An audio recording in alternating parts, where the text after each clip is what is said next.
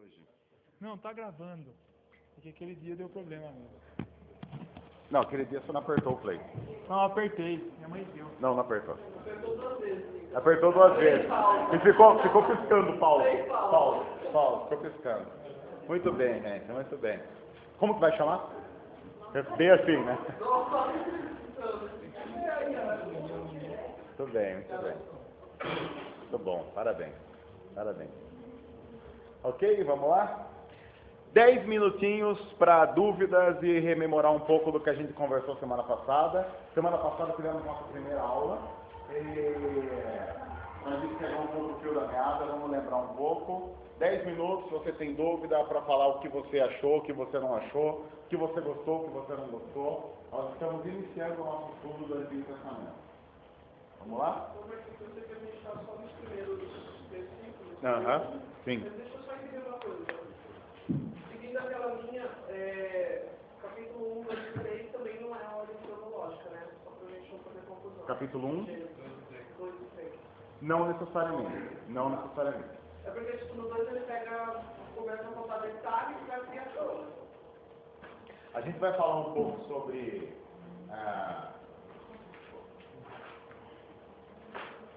Seguro, você está falando de Gênesis capítulo 1 e capítulo 2, né? Então, isso que eu falei, só nos versículos. Porque a gente vai falar inclusive hoje sobre os dois capítulos, falando justamente sobre esse aspecto de algumas informações não díspares, mas complementares que a Bíblia traz. Então daqui a pouco a gente vai falar um pouquinho sobre isso. O que mais? De semana passada? Nada? Não gostaram de nada? Ninguém?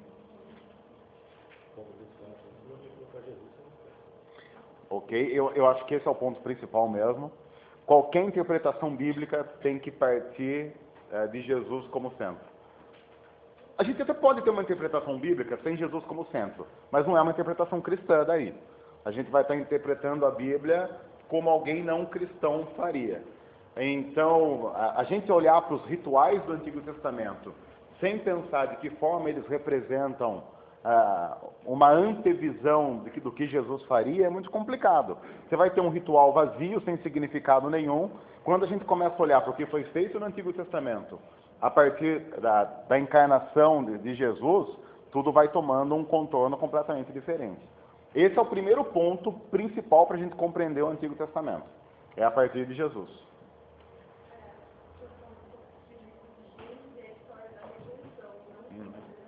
Sim. Aliás, deixa eu complementar isso, não só Gênesis, a Bíblia toda, de Gênesis a Apocalipse, é a história da redenção. Então, quando a gente olha para a Bíblia, querendo achar nela apenas verdade científica, vai ser muito complicado, porque a Bíblia conta a história da redenção de Deus escolhendo homens e mulheres para revelar a graça dele, a bondade dele e a glória dele, ele se revelando a esses homens e mulheres, e como esses homens e mulheres vão compreender a história de Deus no decorrer da história. É por isso que a Bíblia não esconde, por exemplo, as grandes falhas dos grandes homens e mulheres dele. A Bíblia não esconde, porque ela não tem interesse, ela está querendo mostrar o seguinte: viu como esse cara também precisava da graça? Então você lê a história de Davi, e fica claro que Davi cometeu adultério. Alguém pode olhar e falar, puxa, mas poderiam não colocar essa parte. Mas se você tira tudo isso, vamos voltar para o que o Maurício falou. A gente tem que olhar para a história de Davi e pensar o seguinte: viu como esse cara tem a necessidade de um Messias? Viu como o ser humano, por melhor que ele seja, Davi é o homem segundo o coração de Deus, segundo a própria Bíblia. No entanto, é um cara que, se não for alcançado pela graça, dançou. Porque, inclusive, eu duvido que alguém aqui votaria em Davi para ser líder na sua igreja. Um cara que tem no currículo, mandou assassinar um cara porque engravidou a mulher dele enquanto esse cara estava em viagem de negócios. Não é um currículo dos melhores. Você olha para a família do cara, um irmão estuprou a irmã. Aí Davi não fez nada porque ficava chato mexer nesse vespeiro. Não sei, eu sinceramente acho que esse cara não ia ganhar eleição em igreja nenhuma.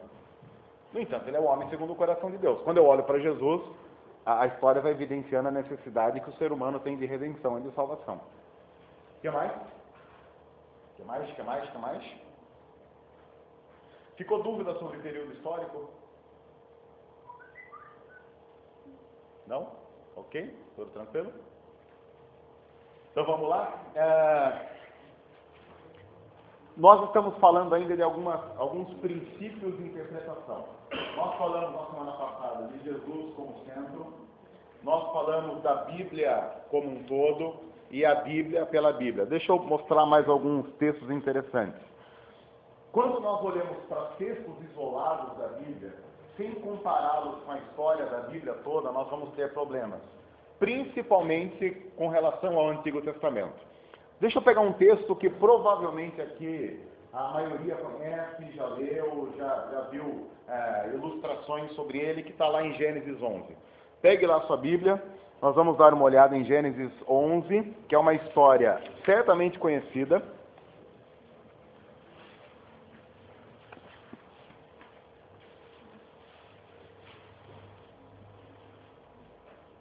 O que você tem aí em Gênesis 11?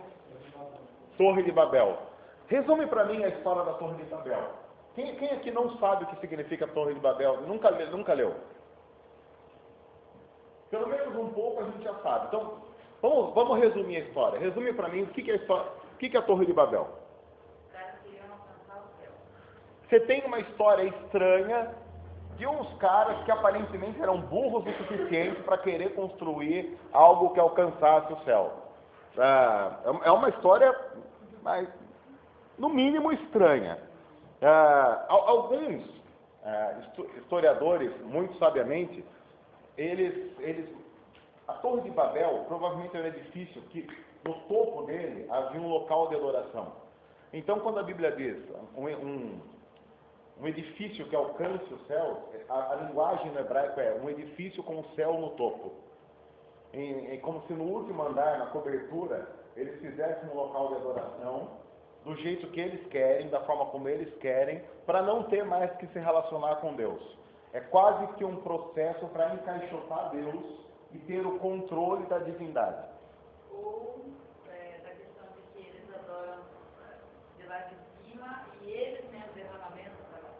Também pode ser, porque tem a ideia da torre, da adoração que vem daqui para cá e a bênção que vem de cima para baixo. Tanto um quanto o outro.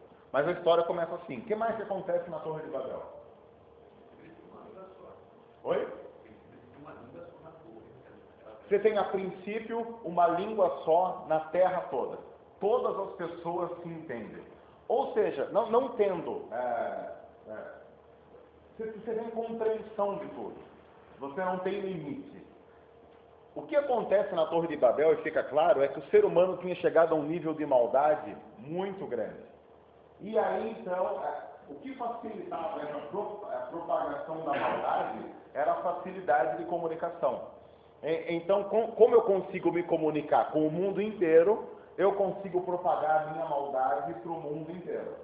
Aí, o que, segundo Gênesis 11, Deus faz para resolver esse problema? Ele gera a confusão das línguas. É uma forma que Gênesis 11 usa para explicar o aparecimento de todas as línguas na face da Terra. Há diversos problemas antropológicos, interpretativos no texto, porque muita gente, ao fazer uma análise da Bíblia, diz assim, não, é mentira, porque se historicamente isso aconteceu nessa época, você tem relato de outras línguas que existiam muito antes da Torre de Babel, e por aí vai. E aí o pessoal vai de novo entrar naquele lance de que a Bíblia é um livro mentiroso, de que ela tem imprecisões históricas e por aí vai. Toda aquela ladainha que a gente já está acostumado a ouvir. Mas então vamos resumir Torre de Babel. Maldade. O que o ser humano faz? Ele constrói um edifício para que todo mundo more junto. Tente imaginar... Por que alguém construiria um edifício para todo mundo morar junto? Primeiro você precisa de controle, proteção. Antes você tinha tribos nômades, todas elas ali à mercê de assaltantes. Você junta todos, você fortifica e você tem controle, você tem proteção. No entanto, quando a gente vai para Gênesis 11, deixa eu achar aqui, uma das chaves de interpretação de Gênesis 11 está no versículo 4. Porque no versículo 4 eles explicam por eles mesmos o real motivo da construção da torre. O que está escrito aí? Nós vamos fazer famoso o nosso nome. Nós queremos ser famosos. Havia um egocentrismo muito forte. Gênesis 11, versículo 4. Depois disseram, vamos construir uma cidade com uma torre que alcance os céus. Assim nosso nome será famoso e não seremos espalhados pela face da terra. O que é que eles queriam? Oi? Autossuficiência. Fica claro. Nós vamos fazer uma cidade, nós vamos controlar e nós vamos nos proteger. O que significa dizer? Nós não precisamos de mais ninguém. O que mais que eles querem? Fama. Nós vamos fazer famoso o nosso nome. Esse é um outro problema que vai no egocentrismo humano. O que mais?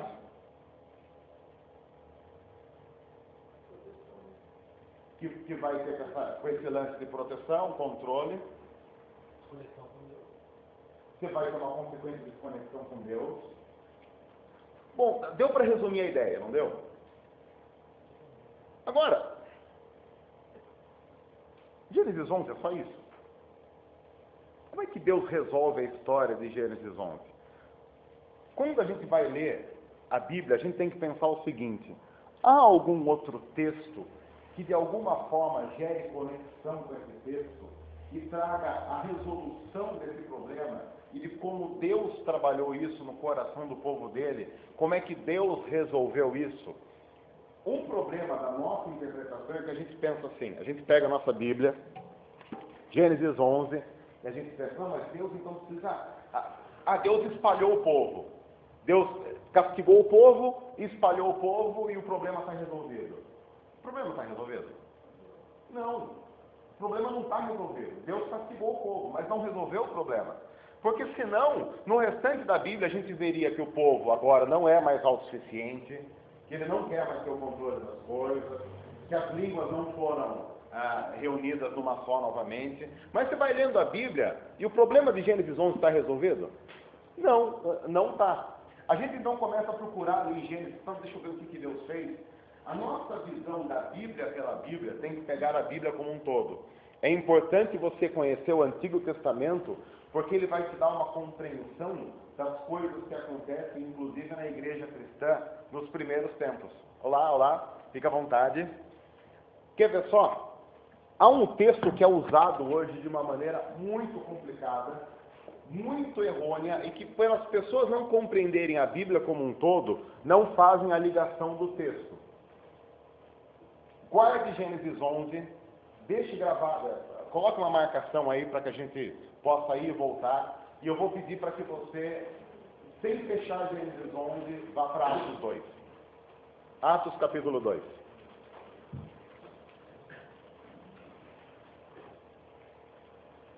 Não feche Gênesis 11, grave aí deixa o dedo aí, um papel, qualquer coisa, e vá para Atos 2. Atos 2, Novo Testamento, depois dos Evangelhos, Jesus já foi levado aos céus, é o início da igreja, então a gente vai ter que olhar um pouco para o que aconteceu depois. Atos 2, você tem a narração do Pentecostes, é a descida do Espírito Santo, ok? Lembram desse texto? Alguém nunca leu esse texto? Atos 2, não sabe do que se trata? Resume Atos 2 para mim. Nós temos um povo reunido em Jerusalém. O que acontece em Gênesis 11? Oi? Em Gênesis 11, você não tem um povo reunido? Você tem um povo reunido. Em Atos 2, você também tem um povo reunido. Em Gênesis 11, quem está reunido? Era um povo que falava uma língua só. Esse povo em tese, era um povo que conhecia a Deus ou não? Sim, da mesma forma que é um povo que conhece a Deus em Atos 2. O que o povo de Gênesis 11 queria construir? Uma torre. O que o povo de Atos 2 está querendo fazer? Na verdade, você tem que lembrar que em Atos 2 nós não temos cristãos na história, a não ser os discípulos. Nós temos uma reunião da comunidade judaica, são judeus, muitos deles ignorantes, inclusive, com relação ao que o cristianismo é. Tanto é que, como consequência do que acontece em Atos 2, Pedro tem que fazer uma pregação, tem que apresentar Jesus para esses caras, para que eles entendam o que está acontecendo. Eles querem construir uma torre. Qual que é o movimento de Gênesis 11? Solo, constrói a torre, e o que você faz no topo dela? Um lugar de adoração. Lembra o que eles falaram em Gênesis 11? Nós vamos construir uma cidade com uma torre que faça o quê? Que chega aos céus. Nós estamos construindo algo para alcançar os céus. Atos 2. O que acontece com relação a esse movimento? O céu desce. Em Atos 2, Gênesis 11, você tem o povo tentando subir aos céus. Em Atos 2, você tem o céu descendo. Porque é o Espírito Santo que desce sobre o povo através de toda a metáfora que é usada, de todo acontecimento ali do Pentecostes. Ok? O que mais? O desejo do povo lá em Gênesis 11 é ficar reunido. Lembram disso?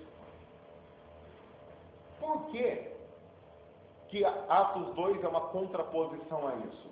O que Jesus tinha dito para os seus discípulos na grande comissão? Ide por todo mundo e pregai o evangelho a toda criatura. Jesus disse para eles: vocês vão começar em Jerusalém, Samaria, Judeia e até os confins do mundo. Espalhem-se. Qual é o desejo do pessoal em Gênesis 11? Juntar tudo. Aí o que Deus faz para dizer assim: vocês vão querer ficar todos juntos aí, autossuficientes? O que cai como castigo? Diferentes idiomas, porque não adianta mais ficar junto. Eles não se entendem. É mais ou menos a história da nossa família. Não tem mais como ficar junto. Como ninguém se entende, vai cada um morar num canto, nem que seja num cômodo diferente da casa. Você pode ter todo mundo morando debaixo do mesmo teto, mas como as pessoas não se entendem, cada um tem o seu cômodo. O movimento de Gênesis 11 é: nós faremos célebre o nosso nome, nós vamos nos juntar para nos proteger. Deus olha e fala: Deus espalha o povo, e para espalhar o povo, o que ele faz? Línguas diferentes. O que acontece em Atos 2? Está todo mundo com língua diferente. Por quê? Atos 2 é simbolicamente na Bíblia a continuação de Gênesis 11. As pessoas estão com línguas diferentes, reunidas no mesmo lugar, com o céu sobre elas. Só que diferente de Gênesis 11, elas também vão ser o quê? Espalhadas. Só que em Atos 2, Deus conserta Gênesis 11. Porque em Gênesis 11, Deus olhou para o povo e disse: eu vou confundir a linguagem de vocês. O que ele faz em Atos 2? Todo mundo se entende. Que é o texto conhecido como dom de línguas. O dom de línguas vem em Atos 2, não como algo novo. É o concerto de Gênesis 11. Olha que interessante como as coisas aí começam a se encaixar na Bíblia. Quando é que Deus começa o concerto? Porque Atos 2 é assim: terminamos o concerto. Agora nós temos um povo que pode ser espalhado, todos se entendendo. E outra coisa importante: em Gênesis 11 eles queriam tornar célebre o próprio nome. Agora em Atos 2 eles são espalhados para fazer o quê? Para levar o nome de Jesus.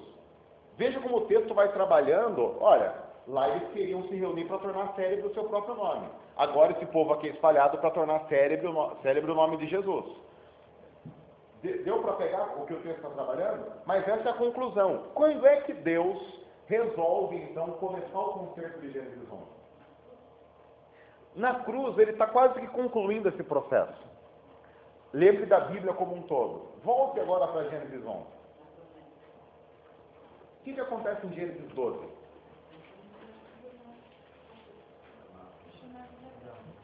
O chamado de Abraão. Quem é esse cara? É o pai da fé. Por que ele é o pai da fé?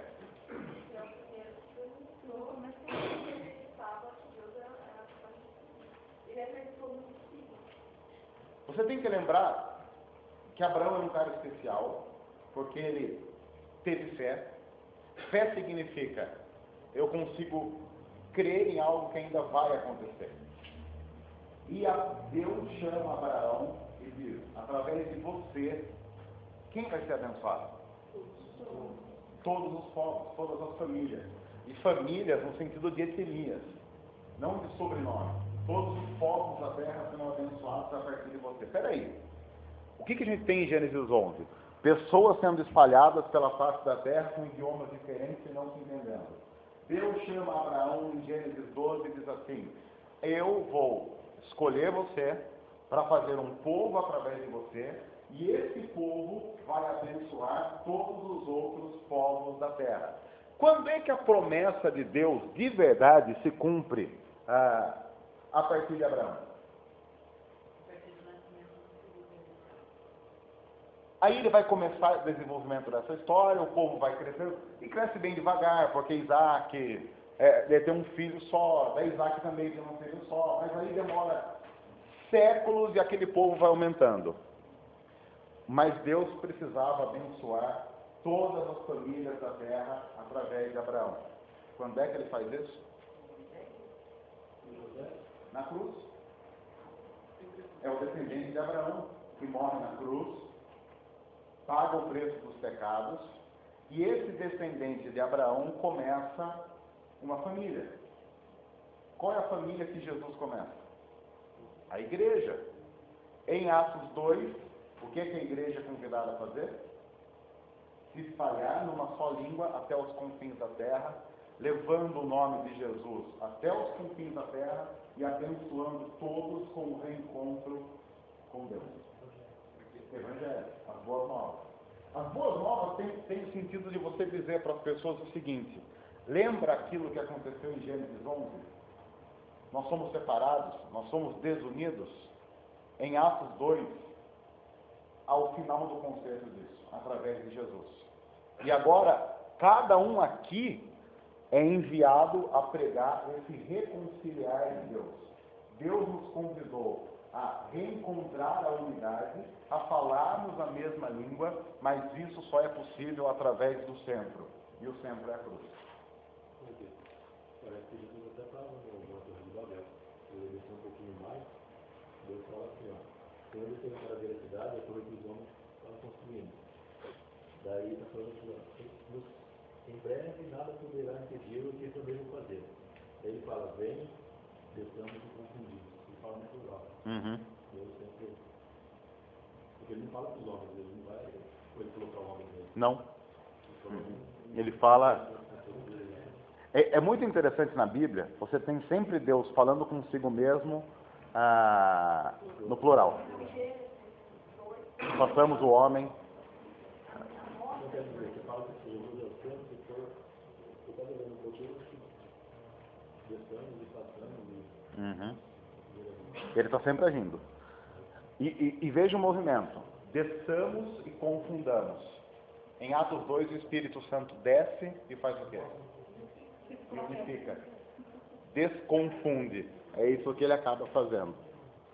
Notou como a história da Bíblia, nós não temos a Bíblia dividida em capítulos assim. Acabou esse capítulo, beleza, encerra a história. Não. Quando nós olhamos para a teologia bíblica, nós somos chamados a olhar para a Bíblia como um todo. Porque a história da redenção está sendo contada. Por isso que é importante a gente ter pelo menos uma breve noção de como a história vai se desenvolvendo. Porque, seja sincero, olhar agora para Gênesis 11, Atos 2, história da redenção, ficou mais complicado, ficou mais chato ou ficou melhor? Fica muito mais claro. É aquele momento que a gente olha, claro, fica muito claro que Atos 2 é escrito como contraposição a Gênesis 11.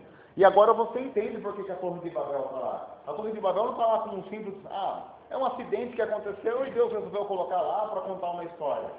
Não, o que está acontecendo lá é consequência. Veja, lembre-se que na semana passada nós falamos da divisão histórica da Bíblia. Qual é o primeiro pedaço que nós falamos na semana passada? Gênesis 1 a 11, lembram disso? Que narra o quê? Os primórdios. Criação, queda e a consequência da queda. Gênesis 1 a 11. Deus criou todas as coisas boas, o ser humano pecou. Logo depois, em Gênesis 4, o que você tem? O ser humano peca no capítulo 3. Assassinato. Por quê? Por que logo depois do pecado você tem um assassinato?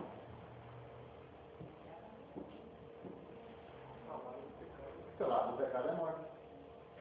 Claro. Claro que só fica claro no Novo Testamento. Quando Paulo vai dizer isso, o salário do pecado é a morte. Mas qualquer pessoa que tem um olhar atento para a teologia bíblica, vai notar que logo depois de Gênesis 3, quando o ser humano peca, você vira o capítulo, vai para Gênesis 4, você tem Caim matando Abel. O salário do pecado é a morte. Aí você tem o ser humano se propagando, consequentemente propagando essa sina pecaminosa, que ele absorveu em Gênesis 3. Quando chega a Gênesis 11, ele está no ápice da sua pecaminosidade, de querer ser completamente alheio a Deus, até que Deus fala assim, a gente tem que colocar um bafo nesse negócio, vamos descer e vamos confundir esse pessoal. Confunde tudo e espalha essa galera. Aí, a pergunta que quem está lendo tem que fazer, mas e agora? Não vai solucionar isso? Você vai para Gênesis 12, o que Deus faz? Deus chama Abraão e diz assim, nós vamos começar uma nova história. Só que essa nova história não acaba com Abraão, não acaba com Isaac, o filho dele, nem com Jacó, o neto. Essa história vai ter a sua culminância na cruz, quando todo o preço de todo o pecado é colocado em Jesus. Aí o problema do pecado está resolvido. É por isso que logo depois, então, da morte e ressurreição de Jesus, Deus desce de novo. Veja o movimento. Deus desceu, confundiu, se retirou. Aí Deus desce de novo, encarnado em Cristo Jesus. A encarnação, o Deus Emanuel, que é Jesus Cristo. E esse mesmo Deus que volta aos céus, ele ressuscita, ele ascende aos céus, mas depois volta de novo, como diz. A gente precisa consertar a história. E a história vai ser consertada na cruz, e agora no Pentecostes, todos vão falar de novo a mesma língua. E agora vocês vão ser espalhados, mas isso não é ruim. Vocês vão ser espalhados para propagar e para dizer às pessoas que Deus resolveu se reconciliar. Mas a que está falando essa parte não é aquela coisa que a gente vê, né? Não. Porque essa mesma língua que você diz é a morte e ressurreição. É isso que é a mesma língua que todo mundo tem que pegar? A ideia de você ter a mesma língua é que todos possam compreender o que você tem a dizer. E o que você tem a dizer é a comunicação da morte e ressurreição de Jesus, reconciliando todas as pessoas com Deus. Se línguas é do jeito que o pessoal por aí está dizendo, que mensagem está sendo pregada? Nenhuma. A mesma língua é o Evangelho. É o Evangelho. Mas em Atos 2 tem muitas coisas acontecendo. O mesmo idioma. E depois, com Pedro, todo mundo entendendo um único idioma. Na verdade, muda para a percepção da entendeu isso, né? Provavelmente. Porque no começo, os homens falam assim, nossa, mas o que está acontecendo? Esses homens não são judeus, galileus, ele fala, por que a gente está entendendo tudo na nossa própria língua? Aí é idioma. Agora, quando é uma pessoa falando que é Pedro, provavelmente o milagre está no ouvido de todos que estão ouvindo, né? Então são duas cenas em Atos. Mas essa língua que ele está falando em Atos é o mesmo idioma, que é completamente a correção da Torre de Babel, né? E de repente um virar o outro e ninguém vai entender. É o mesmo idioma, mas levando na questão de ouvir. A chave é, você tem que falar que as pessoas precisam compreender. Só que você não pode falar qualquer coisa. Você tem que falar a mensagem, o evangelho. Agora, vamos aprofundar, porque tem mais lance da teologia com aquilo que a gente conversou semana passada. A gente pegou Gênesis 1 e disse que o que Deus usou para criar todas as coisas? A palavra. João capítulo 1 diz o quê? Jesus é a palavra. Vamos voltar para Atos 2. O que tudo isso tem a ver com Atos 2?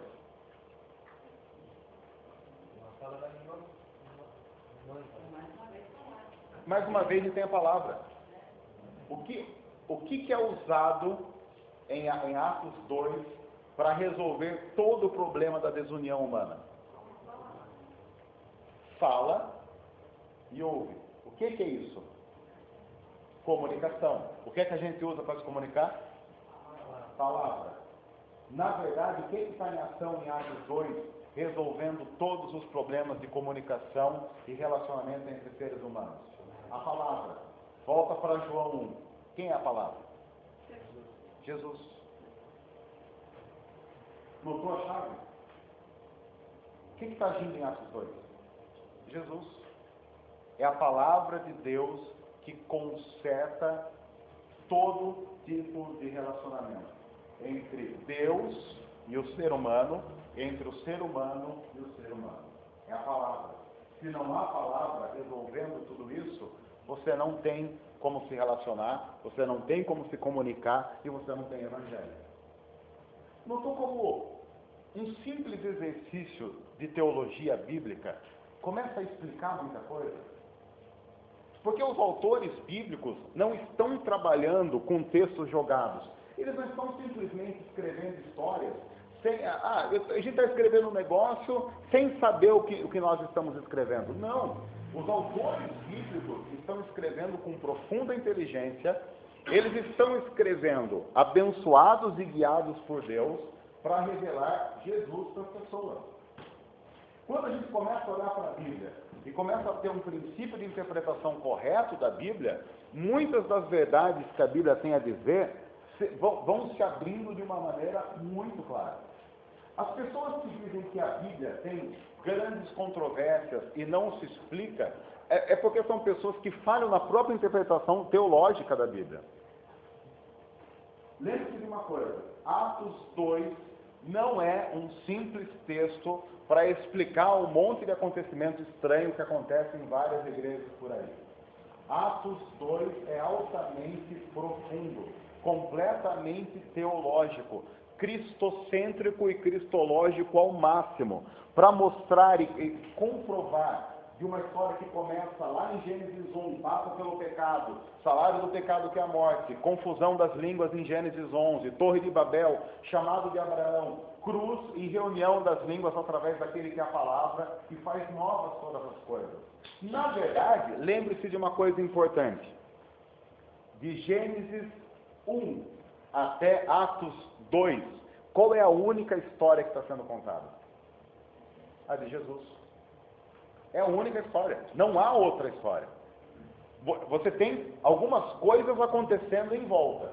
Deixa eu pegar um exemplo aqui e falar, teve futebol ontem, não teve? Aí assim, veja no jogo de futebol. O que está acontecendo é um jogo de futebol. É aquilo que está acontecendo. O acontecimento é um jogo de futebol. No entanto, quando você vai assistir programa esportivo hoje, as pessoas só mostram os gols. O que as pessoas mostram? Você tem entrevista, você tem torcida, você tem um monte de coisa. Você tem, porque teve uma briga não sei aonde, de torcedores que se encontraram na estação tal, e aí você tem também o jogo. Mas qual é a história? É o jogo. O jogo é a história. Quando a gente olha para a Bíblia, é isso que está acontecendo. Você tem alguns acontecimentos que você olha e fala assim, mas peraí, não, isso não tem a ver com Jesus. Tem.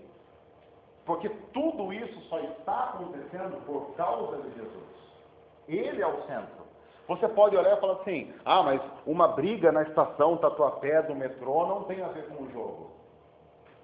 Mas para onde eles estavam indo? Ou de onde eles estavam voltando? Por que eles brigaram? Você vai notar que no fim, tudo tem a ver com aquilo. Quando a gente olha para a Bíblia, a gente tem que ter essa visão. Então você tem a história de Davi. A história de Davi é importante? É importante. A história de Davi é uma história interessante? É interessante. Porém, a história de Davi tem a ver com o quê? Tem a ver com Jesus. Porque é uma história contada para apontar para Jesus. Se você tira isso, você vai tirar o sentido da história. Você até pode compreender um pouco, mas você não vai compreender por inteiro. Aí, de novo, voltando para o desenvolvimento da teologia. Gênesis 2, Atos 2. Tudo refeito. Ok? O que você tem em Atos 3?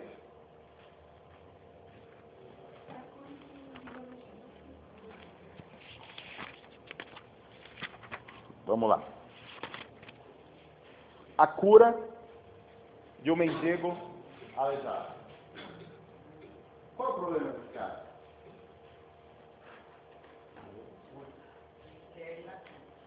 Oi? Mas pense num mendigo aleijado. Se você pudesse dizer qual é o real problema desse cara, qual é? Oi? Ele não anda.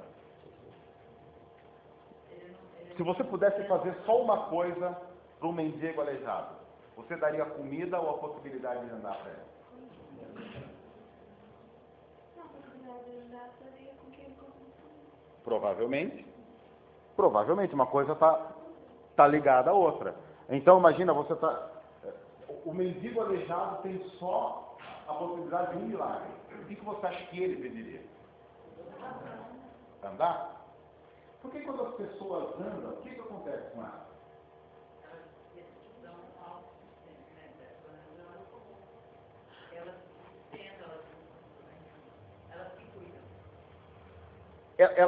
Elas conseguem viver uma vida dentro de um certo padrão de normalidade. Agora, como é que a gente chama as pessoas que não conseguem viver esse padrão de normalidade?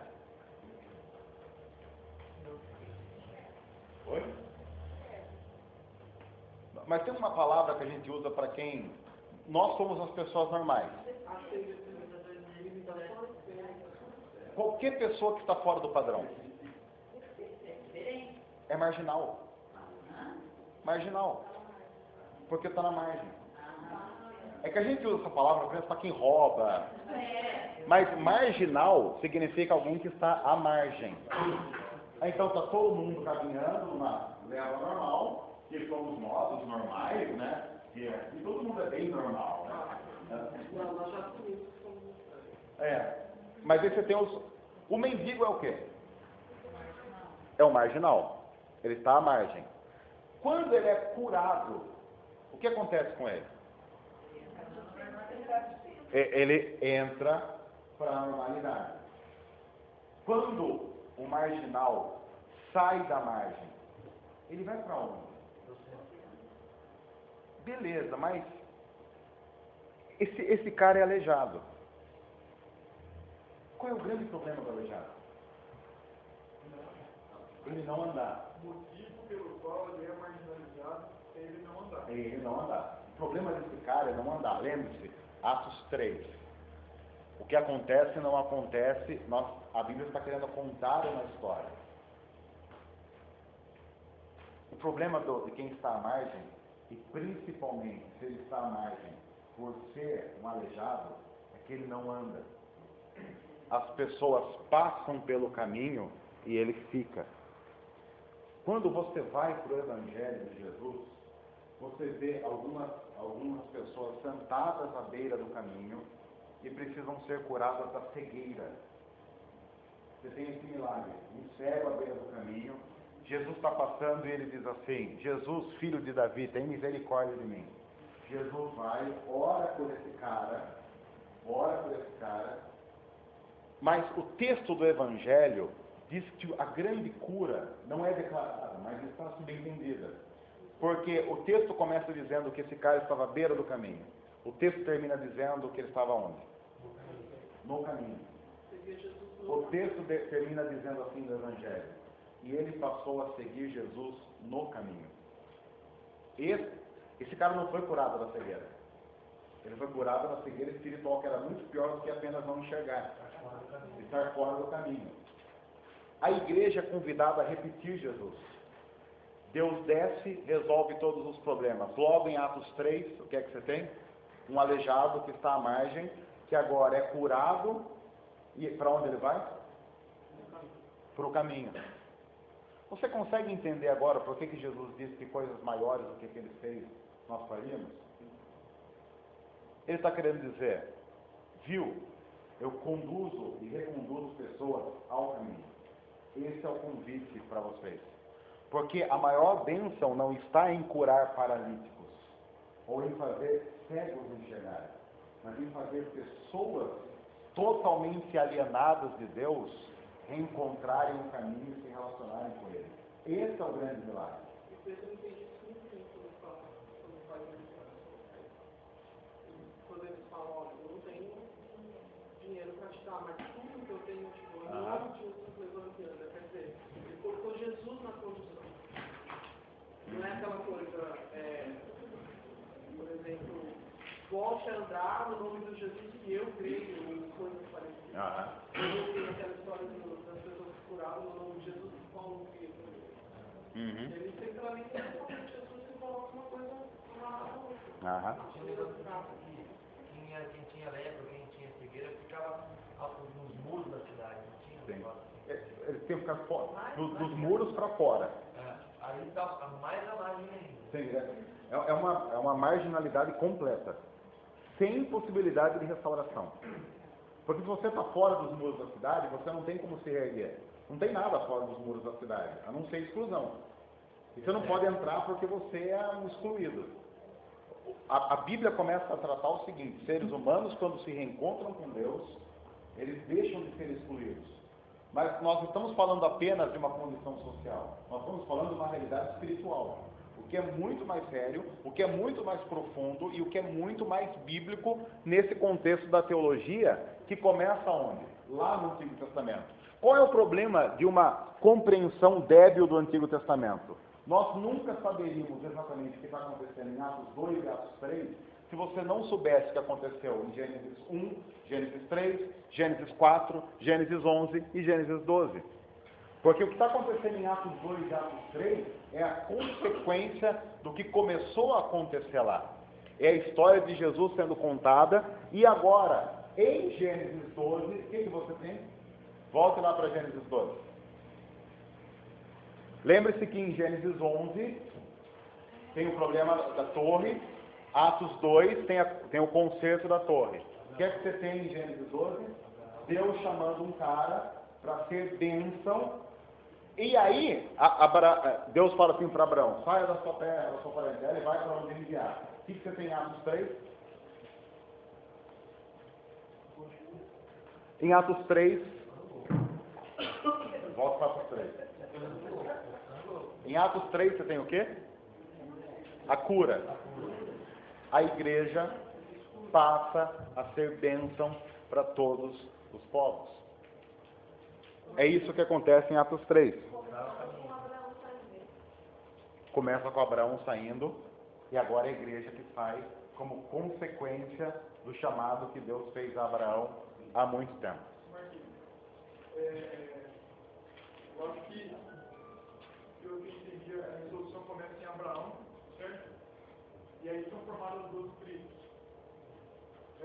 Eu acho que essa resolução começa antes, então, quando ele reúne a figura dos 12 apóstolos.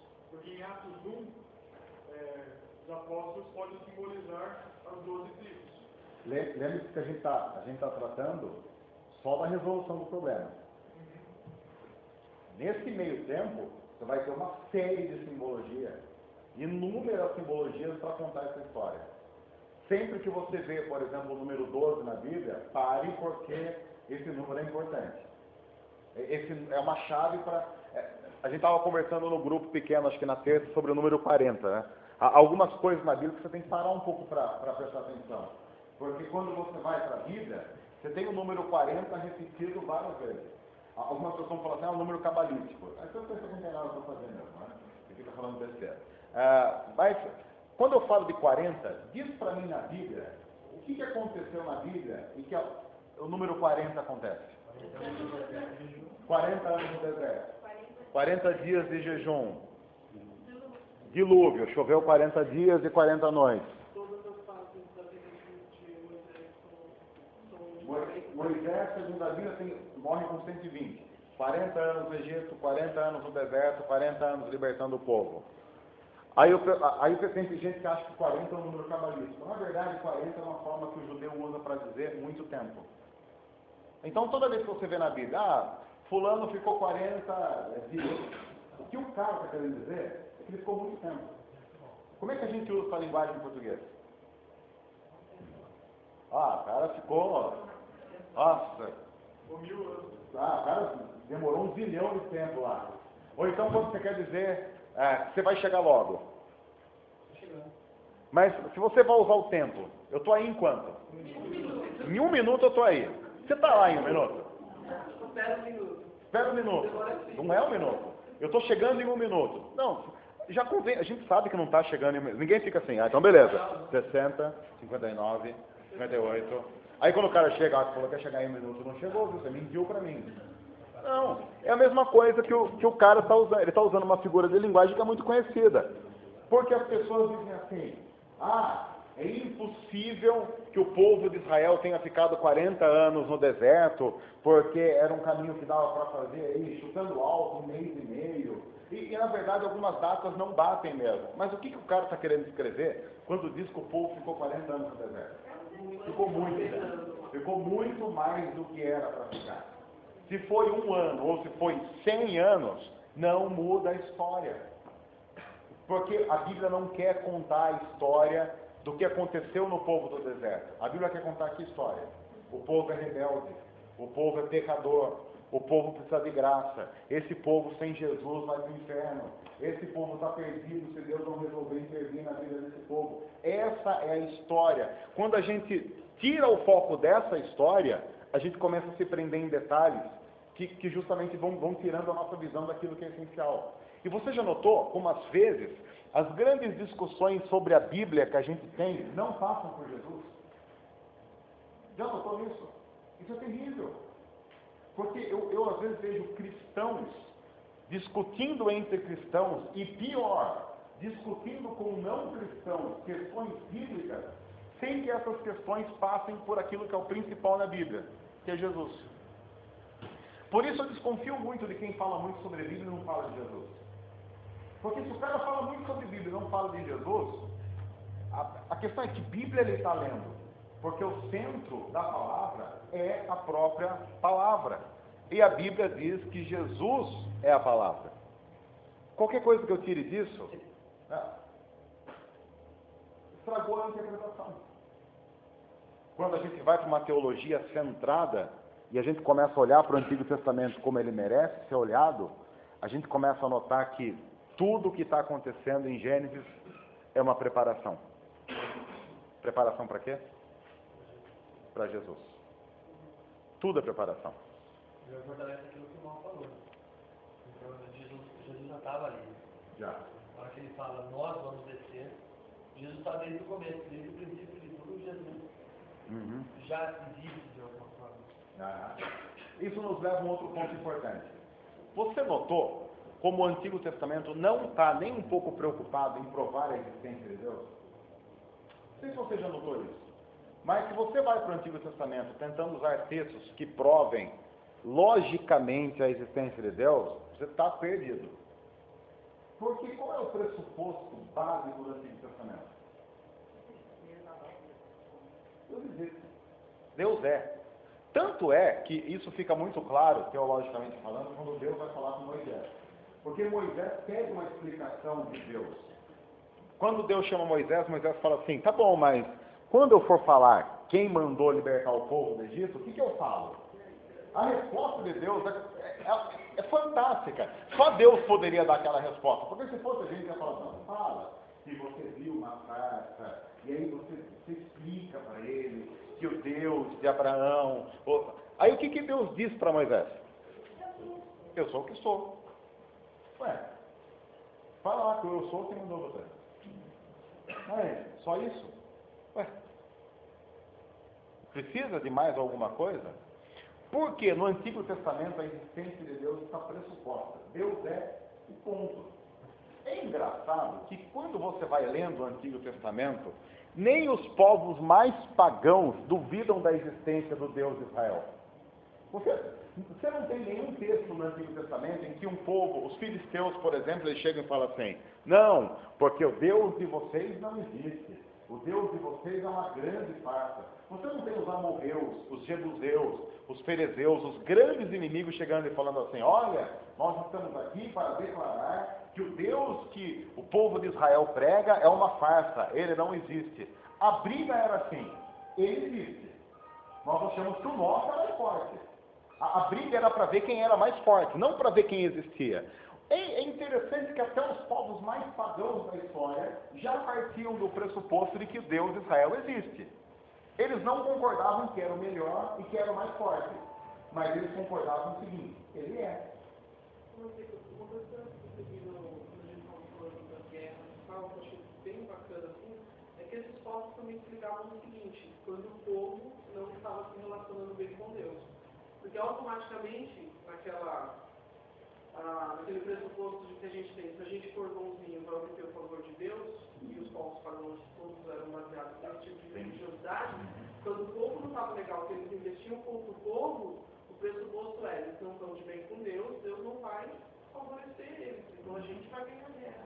Uma coisa que eu acho que ficava bem nítido também era isso: destacar que a galera não estava de bem com Deus e Deus não ia ganhar. Aliás, a boa parte das guerras o pessoal pisa na bola, e só quando se arrepende e reconcilia com Deus é que Deus mostra que ele era o único. Aliás, adiantando um pouco, isso nos leva a uma outra chave de compreensão da teologia do Antigo Testamento. Porque quando o povo de Israel estava bem com Deus, você tem os outros povos falando assim: o povo de Israel está chegando, ferrou. Porque eles estão bem com Deus. E como é que Deus, toda a força de Deus era conhecida no Antigo Testamento? Através das vitórias que o povo conquistava na guerra. Essas vitórias só eram conquistadas quando o relacionamento entre Deus e o povo estava bem. Mas o lance não é mostrar que Deus mata quem está de mal com ele. O lance é mostrar o seguinte: as pessoas conhecem profundamente a Deus quando as pessoas que seguem esse Deus se relacionam bem com Ele. Porque é através do contato com as pessoas que se relacionam com Deus que Deus também se revela de maneira profunda àqueles que não conhecem. A pergunta que eu tenho que fazer para esse texto é: beleza, no Antigo Testamento as pessoas olhavam para o povo de Israel e pensavam assim: Deus está chegando, Deus Jeová está chegando. Quando as pessoas olham para cristãos, o que elas pensam? Alguma coisa elas pensam. A pergunta é: o quê? A pergunta que tem que ser feita é: quando cristãos estão chegando, as pessoas que não são cristãs pensam o quê? Essa é uma pergunta que tem que ser feita por cada um de nós.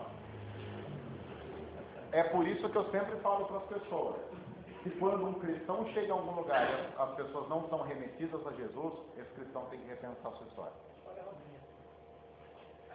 Esse cristão tem que repensar a história. Porque quando um cristão chega num lugar, ele é embaixador do reino. Pense no embaixador do Brasil em qualquer país. Qualquer país. Pode ser um país aqui próximo ou do outro lado do mundo. Pode ser na Argentina, pode ser na China. Quando o embaixador do Brasil chega em qualquer lugar, o que você acha que na hora, na mente das pessoas, é ligado? Brasil? A palavra é automática, porque o embaixador representa aquilo. É impossível você se encontrar com o embaixador e o país que ele representa ou a pessoa que ele representa não vir à sua mente. É automático. A Bíblia diz que nós somos embaixadores do reino. Beleza, quando você chega a algum lugar, o que as pessoas pensam? Notou como de repente a gente começa a descobrir que o nosso cristianismo é bem estranho? Porque ele não remete a Jesus. A gente inclusive confunde assim, ah não, quando chega as pessoas pensam na minha igreja. E daí? Isso não significa absolutamente nada. A ideia é remeter a Jesus, ao reino de Deus. Babel era assim também. Ué, isso não vai mudar em nada, não vai me fazer nem um pouco diferente do que aconteceu em Gênesis 11. Que liga bem as igrejas, né? Porque a igreja quer chegar ao céu, quer ser famosa, quer ser um povo único, quer ser uma língua só. Quer tornar célebre o próprio nome. No entanto, a igreja é chamada para tornar célebre o nome de Jesus. Esse é o chamado. É por isso que eu defendo que uma boa teologia bíblica não é enfadonha nem chata. Ela vai trazendo luz e vai nos libertando e também nos incomoda para algumas coisas que deveriam ser muito claras para cada um de nós e simplesmente não são. A Bíblia parte de um outro pressuposto. Vamos para um outro texto, Salmo 148. Nossa questão de batalha, de guerra, de quem é o Deus mais forte. Salmo 148, versículos 7 a 14. Eu vou pedir para alguém, de forma espontânea, ler para a gente. Tati. Salmo 148, de 7 a 14. Os salmos são expressões da religiosidade do povo de Israel. Então eles colocam lá aquilo que para eles é muito normal, muito natural. E não só eles se veem como propagadores de Deus. Há outras formas de Deus se manifestar e que no Antigo Testamento isso vai ficando muito claro conforme a gente vai lendo. E o Salmo 148, de 7 a 14, demonstra um pouco isso.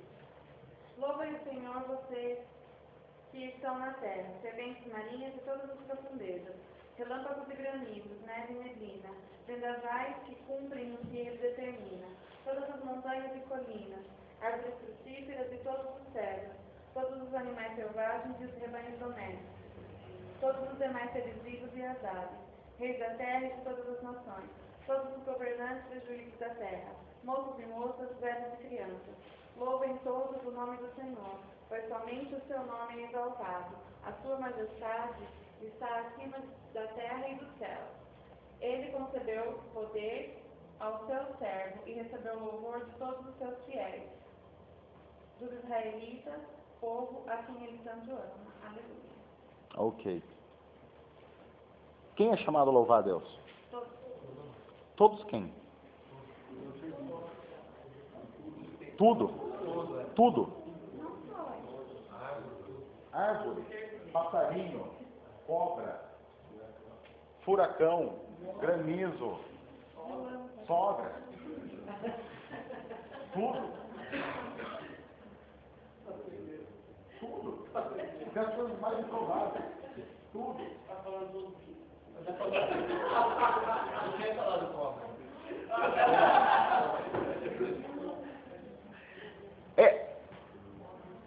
É interessante a visão teológica do Antigo Testamento, porque o Antigo Testamento parte da seguinte percepção: para todas as coisas que você olhar, você estará olhando para manifestações de louvor e adoração a Deus.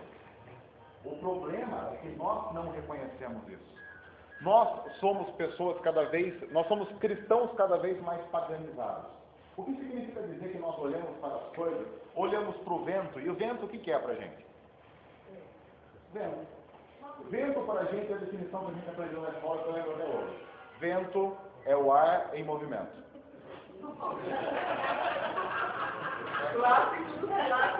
Eu lembro, essa definição de vento, vento é o ar em movimento. O ar quente sobe, o ar quente... tem aqueles desenhos, né? Eu lembro bem dos desenhos na caixinha, a brisa. No entanto, eu acho que a Adélia Prado, se eu não me engano, a Adélia Prado escreveu uma frase assim: às vezes, é uma coisa assim, às vezes eu perco a minha alma de poeta. Eu olho para a pedra e vejo só pedra. De vez em quando eu me tiro. Como é? Poesia. Isso mesmo. Pedra. E vejo pedra.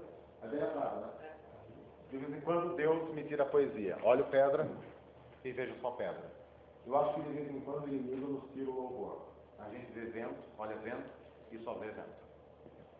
A gente vê chuva, olha chuva e só vê chuva. No entanto, o Salmo 48 diz assim: quando você olha para uma chuva, mesmo que seja de granizo, você está vendo a natureza manifestando o seu poder em louvor e adoração àquele que é o Criador. Salmo 19. Salmo 19 é um outro salmo importante para demonstrar isso. Nós vamos ter mais uma vez uma leitura de maneira muito espontânea. Mais uma vez, Prema Tati.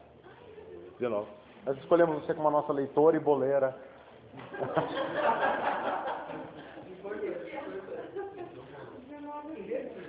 Desde o começo, Tati, por favor.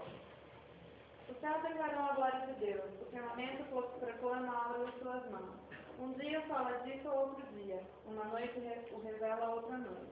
Sem discurso nem palavras, não se ouve sua voz, mas a sua voz ressoa por toda a terra, e as suas palavras até os confins do mundo.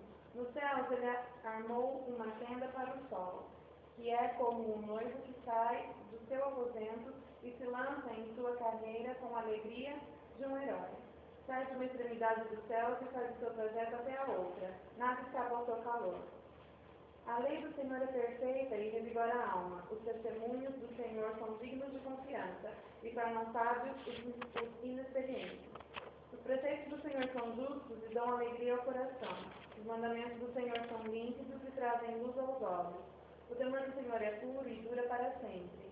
As ordenanças do Senhor são verdadeiras, são todas elas justas. São mais desejáveis do que o ouro, do que muito ouro puro. São mais doces do que o mel, do que as gotas do favo. Por elas, o teu servo é advertido, a grande recompensa em obedecê-las. Quem pode discernir os próprios erros? Absolve-me dos que conheço. Também guarda o teu servo dos pecados intencionais, que eles não me dominem. Então serei íntegro, inocente de grande transgressão. Que as palavras da minha boca e a meditação do meu coração sejam agradáveis a ti, Senhor, minha rocha e meu libertador. Isso não é um simples salmo. Isso é uma história. A gente acabou de ler. A gente leu a primeira vez, a primeira passada está feita. Agora vamos voltar um pouco para ele. Os céus declaram a glória de Deus, o firmamento proclama a obra das suas mãos. Um dia fala disso a outro dia, e uma noite revela a outra noite. Sem discurso nem palavra. Não se ouve a sua voz. Mas a sua voz ressoa por toda a terra, e as suas palavras até os confins do mundo. Do que ele está falando? Criação. Tudo revela Deus. Tudo. Por isso as pessoas são completamente indesculpáveis com relação à existência de Deus. Porque a própria criação é uma autoproclamação de quem Deus é. Da sua majestade, do seu poder, da sua glória. É muito interessante a forma como o poeta vai descrevendo isso. Um dia conta isso ao outro dia. É como se próximo da meia-noite, o dia de hoje, dia 24, hoje é dia 24? O dia 24 chamasse o dia 25 para conversar e falar assim, olha, não se esqueça, a sua função a partir de agora é mostrar a grandeza de Deus e através da sua existência proclamar a existência dele. Aí o dia 25, quando vai chegando meia-noite, chama o dia 26 para conversar e diz, olha, e é interessante porque o texto diz, não há palavra, você não ouve nenhum som. No entanto, em toda a terra, a voz dele é ouvida. Mas para qualquer pessoa que seja um pouco esperto na leitura, nota que tem um negócio estranho aqui. Porque daí, no versículo 4 do meio, ele muda. Não há, mas a sua voz ressoa por toda a terra, suas palavras até os confins do mundo. Nos céus ele armou uma tenda para o sol. Hã? Como assim? O que é isso? Parece que alguém resolveu, cortou a história e começou uma outra, que é como um noivo que sai dos seus... Peraí, ele está falando de criação do noivo. O que esse noivo veio fazer aqui? O que é isso? Que tenda? Deixa eu dizer uma coisa. Olha que fantástico como a Bíblia vai desenrolando a história. Criação revelando Deus. Deus se revelando através da criação. Nós não somos panteístas nem panenteístas. Nós não achamos que a criação é Deus e nem achamos que a criação toda reunida é Deus. Não, a criação é reflexo da glória de Deus. Reflexo, nem totalidade da glória de Deus. Aí, o autor no meio ele vai usar uma linguagem que todo cara que está lendo, que é judeu, ele conhece. Ele diz, olha, é uma revelação de Deus. O que Deus faz revelando-se na natureza é como uma tenda armada para o sol. Deixa eu dizer o que é uma tenda armada para o sol. É casamento. Na cultura oriental, sempre que alguém arma uma tenda para o pôr do sol, já se sabe que é a tenda nupcial. Isso é uma coisa tradicional. Já viram aqueles casamentos antigos? A gente vê em filmes, você tem lá o pessoal dançando em volta e uma tenda armada no meio do casamento. Aquela é a tenda onde os noivos vão ter que consumar o casamento. Que seja. O nome, na verdade, mudou com o tempo, mas naquela época não tinha um nome específico para isso. O nome que eles davam era a tenda, um pano que cobria, que era a chocá. A tenda, sim. O casamento. O casamento sim. Tem um nome hebraico para isso que eu não lembro. Esse nome é helenizado. A mistura da cultura grega com a hebraica. Aí, diz o seguinte, que essa revelação de Deus é como Deus armando uma tenda para o sol. E aí, continua o texto, o que diz aí? Ela é como um noivo que sai dos seus aposentos. A gente está falando de casamento. E aí, o que o noivo faz? Ele se lança em sua carreira com a alegria de um herói. Por que um noivo... O que aconteceu? Por que esse noivo sai da tenda todo animado para...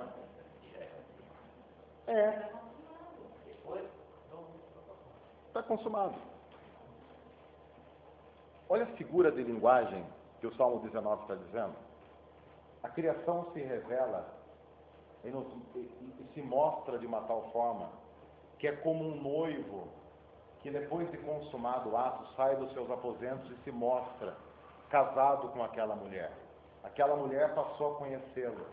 O verbo conhecer no hebraico é yadá. Toda vez que você lê no seu Antigo Testamento, conheceu, o verbo é yadá. Yadá no hebraico é um verbo que não é um conhecimento teórico, de estudar as regras.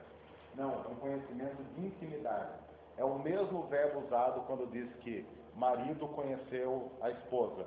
Quando você vê lá, e fulano conheceu fulana, é sexo, relacionamento sexual. É um conhecimento na mais profunda intimidade. Criação revela Deus. Essa revelação é tão profunda que esse conhecimento é tão íntimo como alguém que se conhece dentro da sua própria tenda no ato sexual. É o conhecimento mais íntimo e sem a impureza do bacanal que a gente conhece hoje, dessa porcaria que as pessoas fizeram com o sexo e transformaram o sexo numa coisa feia, porque o ser humano pega as coisas mais bonitas e transforma em coisas horrorosas. Não consegue seguir padrão bíblico, começa a fazer besteira. Aí, o texto muda de figura de novo. Criação, conhecimento, e aí o texto começa a falar do quê?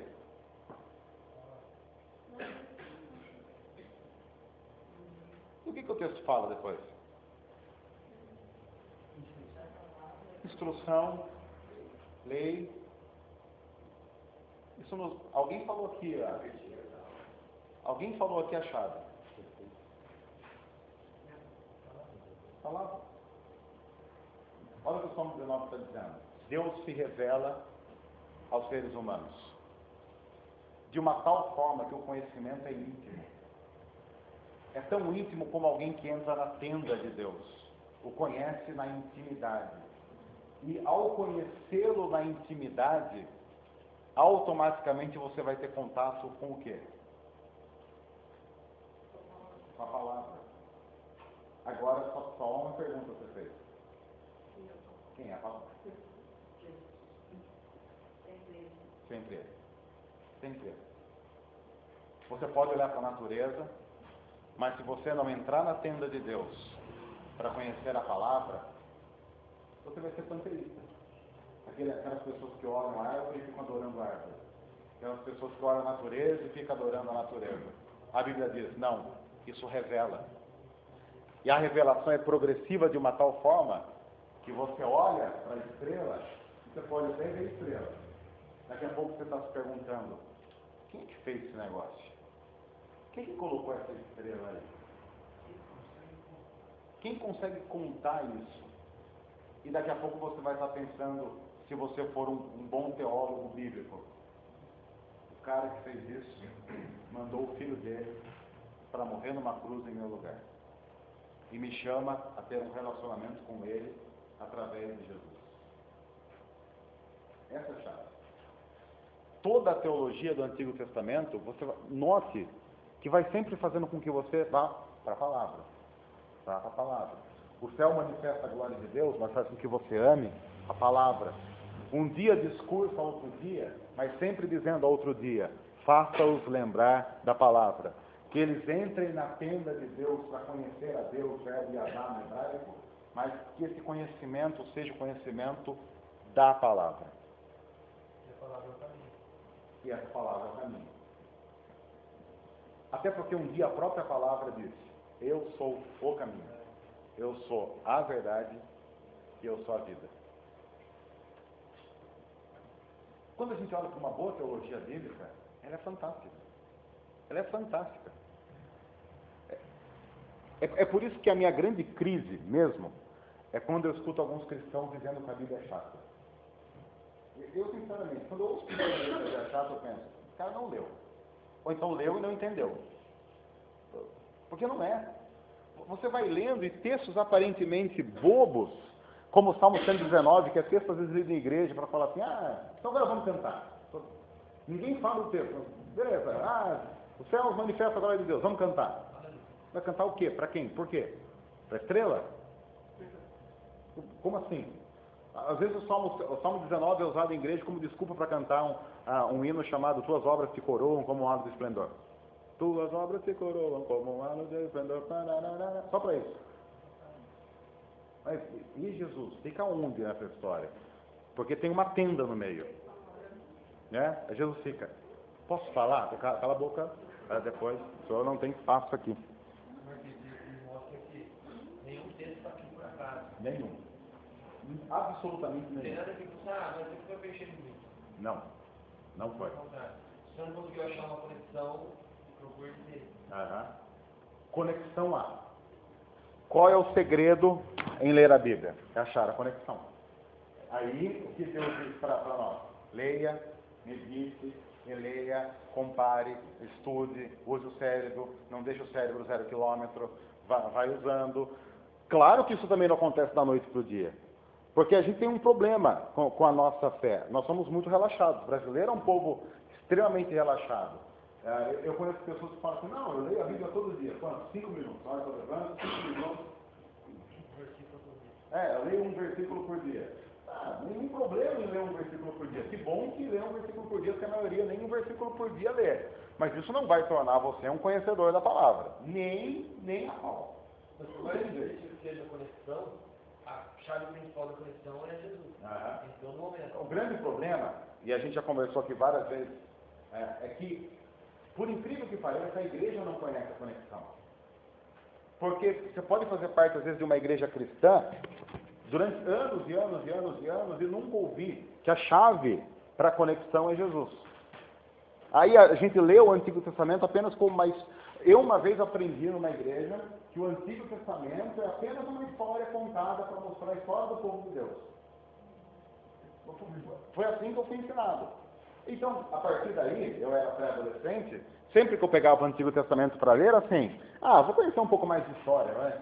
Da mesma forma que eu pegava um livro sobre o descobrimento do Brasil, sobre a história do Brasil e lia, eu li o Antigo Testamento.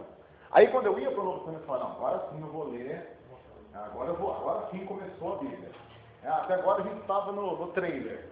O trailer é legal para ver, tá bom, agora vamos ler a história. Mas espera aí, a história de Jesus começa em Gênesis, ele já está lá. Ele já está sendo revelado lá. Ele é o Messias. Não tem nenhum... Eu nunca iria saber que Jesus é o Messias se o Antigo Testamento inteiro não falasse sobre o Messias e sobre a necessidade de Messias. Aí você pega a sua Bíblia. Vamos imaginar o seguinte. Você nunca leu o Antigo Testamento. Pega a sua Bíblia, abre Mateus, veio Jesus. Primeira pergunta. Por quê? Ah, Jesus morreu. Por quê? Morreu. Às vezes eu fico louco quando eu vejo alguns apelos. Você quer aceitar Jesus porque Jesus morreu em seu lugar? A pessoa deve estar perguntando, morreu por quê? O que eu fiz? Morreu, ficou doente? Pneumonia brava, tá dando tempo aqui em Piracicaba, que é um horror. Ah, tá terrível mesmo. Às vezes a pessoa faz uma coisa, você precisa aceitar Jesus porque ele morreu por você.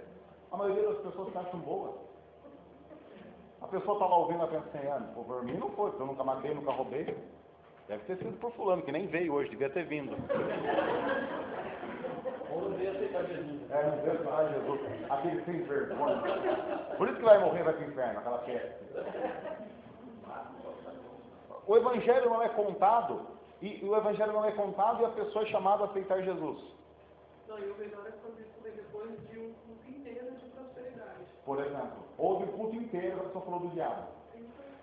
E ela vai no medo, né? Então, se o Evangelho não foi pregado, na sua essência, você não pode fazer nenhum tipo de apelo, porque a pessoa vai até aceitar, mas ela não sabe o quê, e se estiver aceitando, está aceitando errado. Vai aceitar de medo. Não, eu vou. Às vezes a pessoa fala assim, você não vai aceitar Jesus porque você quer ir para o inferno? Ninguém quer ir para o inferno. A pessoa fala, não, eu aceito, realmente, eu... Aí você pergunta, o que você aceitou? Eu aceitei uma não ida ao inferno. Foi isso que eu aceitei. Eu comprei uma não ida ao inferno. Aí Jesus, no final, vira só um passaporte para o céu. Peguei o passaporte sério. Peguei, comprei o ticket. O ticket você está comprando. Você precisa renovar o ticket através dos dízimos e ofertas. Você vai renovando a validade mensalmente a cada 30 dias. Porque senão ela expira a validade, quando chegar lá, não está carimbado, não adianta nada. A gente nota que quando o cristão chega, né, normalmente as pessoas se irritam muito, porque hoje quase todo mundo, quando vai falar alguma coisa, fala assim, não, por causa do pecado. Daí assim, ela vem e ela fala assim, sabe? E todo mundo peca tudo. Então, ela fala e ao mesmo tempo ela também peca e já vem ficar falando dos pecados da gente. Então, isso, eu acho que isso é o que mais está pegando assim, ultimamente, que eu lido assim, com o público e tem que ter uma outra forma de chegar. Morreu por causa dos seus pecados, né? É toda vez que fala nisso, você joga um balde. Porque todo mundo pega tudo isso assim pronto. É como se você chegou ela, vendo que ela é cristã, para falar com o pecador, não vai começar a quitar de pecado. Eu acho que está complicado para chegar. Eu acho que o problema da nossa abordagem é que sempre a gente aprendeu a chegar e falar do pecado que ele comete. Sempre que eu falo sobre o pecado, eu conto a minha história. Eu não conto a história de André. Porque uma coisa é chegar para André e falar assim. Não, porque uma coisa é chegar para André e falar assim. Não, a palavra em si pecado. Aí eu entendi. Algumas palavras são ruins para a nossa cultura, mas elas são bíblicas. Tem uma corrente por aí que fala assim, não, em vez de usar pecado, use a palavra erro. Mas é pecado que leva a nossa convívio. Mas é pecado. Eu acho que a gente precisa... Tem que ser mais assim, fica um pouco mesmo, vivendo assim, situações juntos e desenvolvendo certas coisas, principalmente a gente pensando, sei lá, no ambiente dá uma transparência da questão ética, de tudo isso, porque hoje em dia está na moda falar em ética, né? Só que é a mesma coisa, a pessoa não sabe, por exemplo, que não tem nada mais antiético do que pecar. Então, no meio do trabalho, de tudo isso, você tem que começar a trabalhar de uma outra forma, para poder chegar a falar em pecado ou em erro, em qualquer. Eu acho que a primeira coisa é tirar, como na maioria de algumas pessoas fazem, alguns cristãos fazem, ter o ar de superioridade. É verdade. Eu sou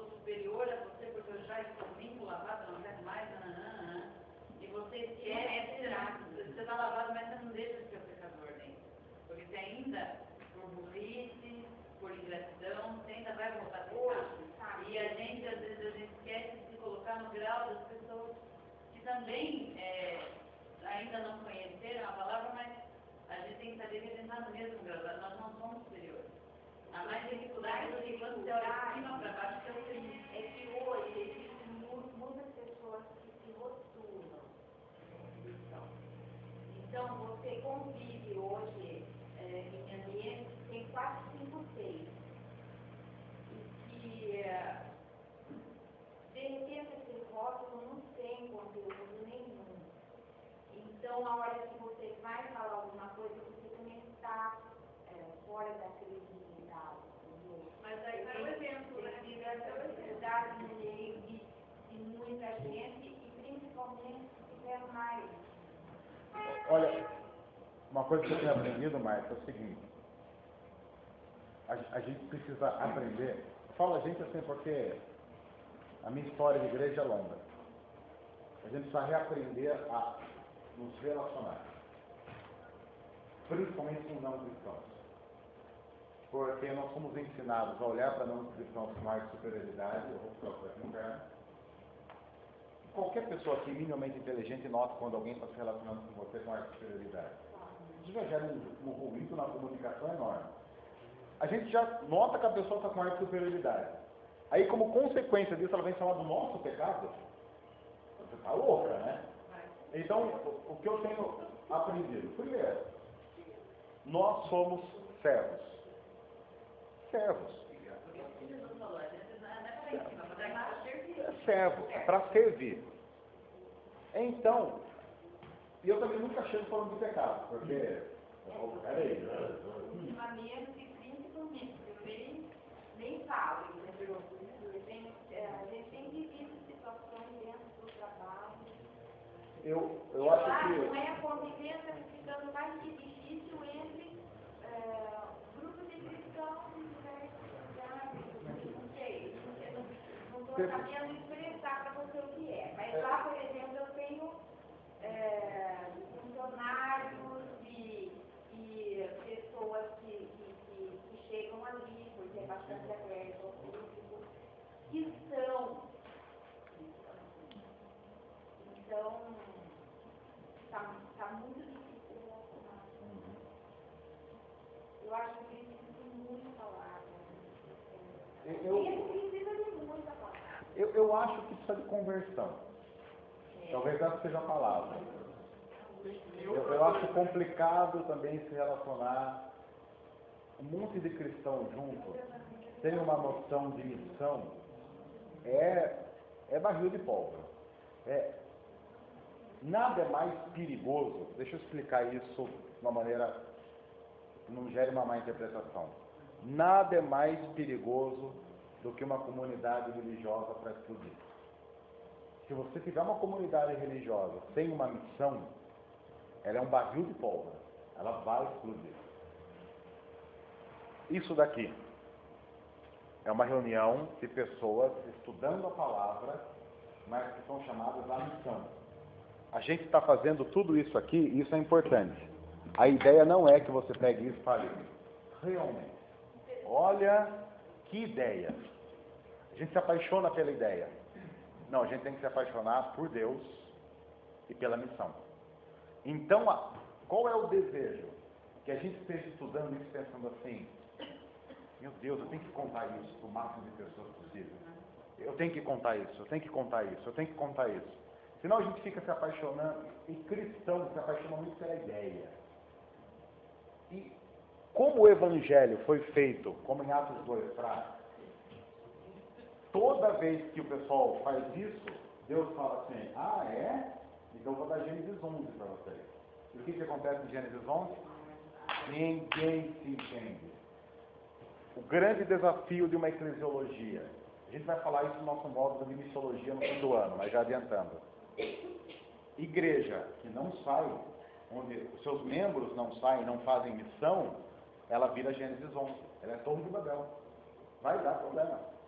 E eu estou falando de igreja, mas pode ser um ambiente de trabalho, pode ser uma família. Se você tem uma família, eu não sei qual a realidade das famílias aqui, mas a minha é assim.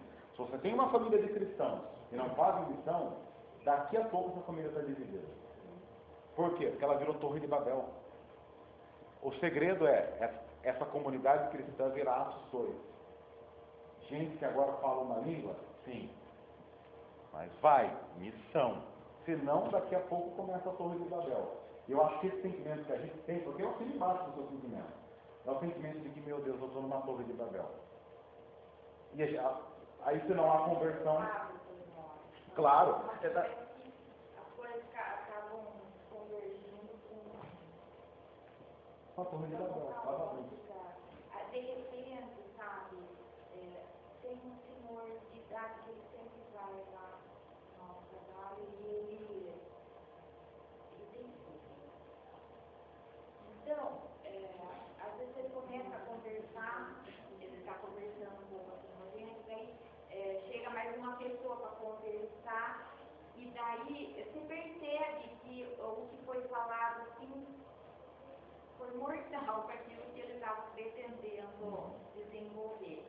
Então ele questiona uma série de coisas, ele fala assim, mas por que uma pessoa fala uma coisa, a outra já vem e fala completamente diferente?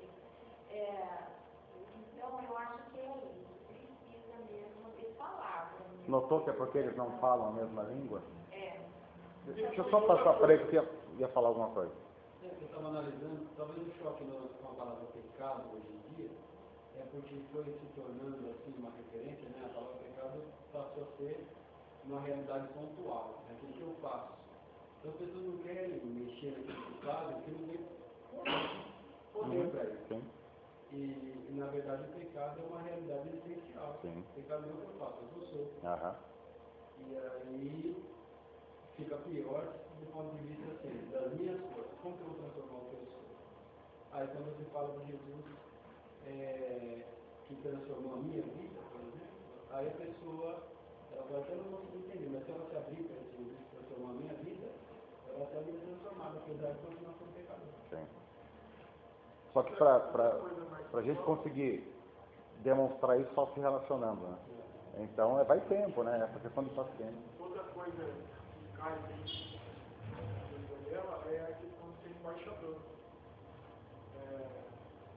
Se as pessoas vão lá que estão lá, chegam lá, são mesmo embaixadores de Jesus, vai você olha para ela, você vê Jesus.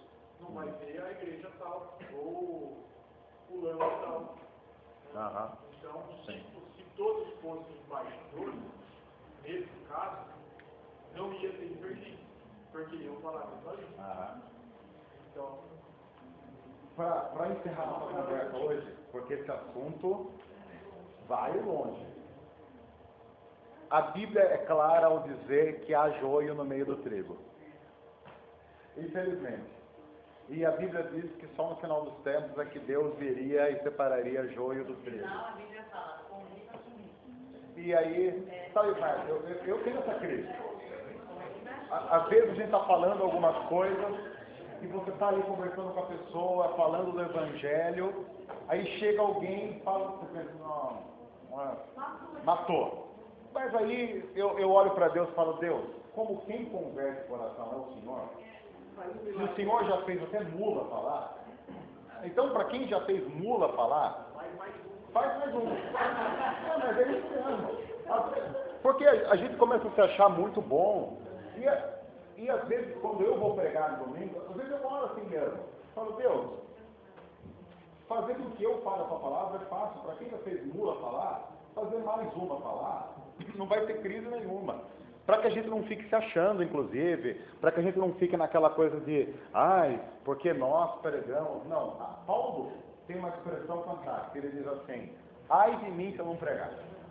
E bom, eu tenho que pregar, porque eu fui chamado para isso. Não tem outra saída. Então a gente tem que ter essa... E aí, esse conceito que a gente vai resgatar, de que pecado não é uma coisa que eu faço, tem a ver com a minha essência. O que significa dizer que só mudar a essência, só Deus consegue. Nós não temos capacidade de mudar a nossa essência, porém nesse processo, Deus faz nascer um novo homem, que é a mudança de essência, mas ainda nós continuamos pecadores, que é o que Paulo diz do velho homem, que ainda a luta da carne com espírito, e por aí vai, a todo um conceito, a toda uma teologia, a toda uma mensagem que passa pela palavra, passa pela palavra, passa pela palavra. E a gente precisa resgatar isso. Momentos como esse são momentos em que a gente vem, estuda, pensa, analisa, para voltar para casa com algumas questões resolvidas e com outras crises a serem aparadas. A gente precisa disso. A igreja precisa de crise. A igreja precisa de grandes crises. Porque uma igreja sem crise, ela começa a virar aquela igreja que está se fortalecendo, ela põe o céu lá no topo, ela tem o seu grande altar, daqui a pouco ninguém mais está falando língua de ninguém, aí Deus olha e fala, vamos descer, nós vamos confundir esse pessoal. Não tem missão. Uma igreja sem missão é Torre de Babel. Uma igreja só é Atos 2 quando ela tem missão. Você não tem missão? A gente vai ficar aqui conversando, vai se apaixonar pela ideia e... E não é criar uma missão, né? Então já existe. Missão já existe. Eu não sou convidado a inventar nada. Eu sou convidado a entrar onde Deus está agindo. É descobrir... É o que Jesus disse para Nicodemos em João 3. O vento sopra onde quer. Você não sabe de onde vem, nem para onde vai, porque é nascido do Espírito, é assim. Ele simplesmente não tem mais o controle de si mesmo. Deus é que dá direção e ordem às coisas. A missão já existe, você não sabe nem de onde você vem, nem para onde é que Deus vai te mandar. Mas seja como um vento, de dizer, Deus, eu estou aqui. Se o Senhor me mandar, eu vou. Com a expressão de Paulo, ai de mim se eu não for. Lembrando sempre da história de Jonas, que é importante nesse sentido. Porque pessoas que não seguem a Deus e pessoas que não fazem a vontade de Deus são tão imprestáveis que viram vômito de peixe. Lembre-se disso. Porque Jonas não quis fazer o que Deus queria. E o cara era tão ruim que nem peixe aguentou ele no estômago. E olha que o cara tem que ser muito ruim para nem peixe digerir. Aí peixe vomita. É lamentável a situação do homem de Deus, que ele tão desobediente vira vômito de peixe. Para a gente ficar se achando, não, porque eu sou alguma coisa. Nada. Nós somos uma porcaria. Se Jesus não vem e resgata a nossa humanidade, nós estamos completamente perdidos. Completamente. Vamos orar? Que a gente volta. Karina, eu espero que tenha dado certo a gravação, porque na semana passada o Fred apertou errado o botão, viu? Então ele apertou errado, ele disse que apertou, mas não apertou. Eu tenho várias testemunhas. Quer ver? O Fred apertou ou não? Viu? A oração. Ah, é verdade, olha. Ela ia falar assim, ai, justo na hora da oração você apertou. Então vamos orar. Deus, obrigado por esse momento, obrigado por essa hora. Que o conhecimento da Tua Palavra nos incomode a uma vida de santidade para a honra e glória do nome do Senhor. Que haja Palavra do Senhor transformando a nossa vida. Que Jesus seja de verdade o centro da nossa existência, para que possamos viver para a honra e glória do Teu nome. Nós agradecemos por esse momento em nome de Jesus. Amém. Semana que vem nós continuamos. Hoje não tem lição de casa. A lição de casa é que você lê o Antigo Testamento.